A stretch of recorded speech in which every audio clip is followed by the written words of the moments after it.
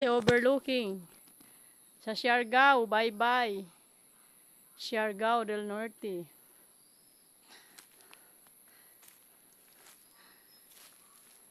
Palinisan pa lang namin yan, yung saging, oh. Hanggang dito kami, oh. Yan pala yung nadamuhan namin, oh.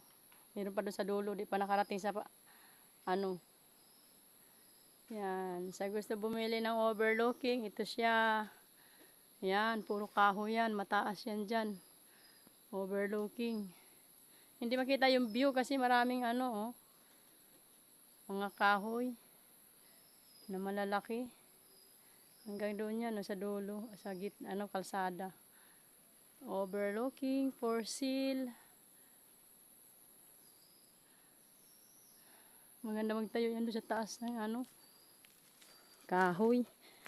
Ay, sa taas ng overlooking. Yan, doon sa overlooking yan dyan, yan sa taas. Dyan lang kami oh.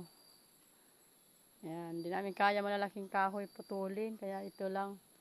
Ito yung sa baba ni mama na lupa. Malapit na doon sa hangganan doon sa dulo. Di pa namin na tapos magdamo. Ayan, overlooking. Kung sino gusto bumili sa overlooking.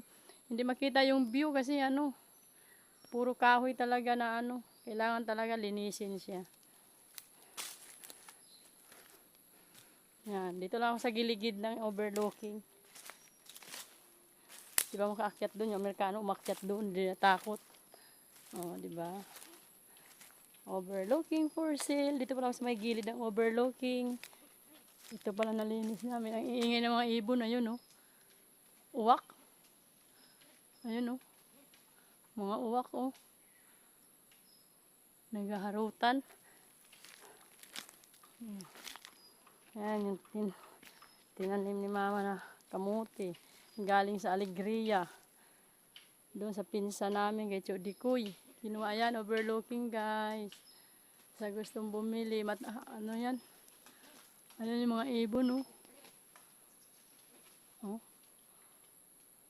Uwak yata yan, uwak.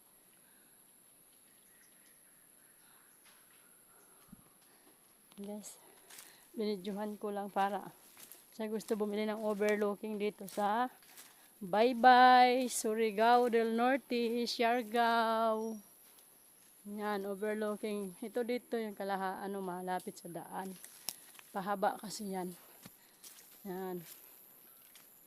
Yan guys, ang gusto bumili sa overlooking.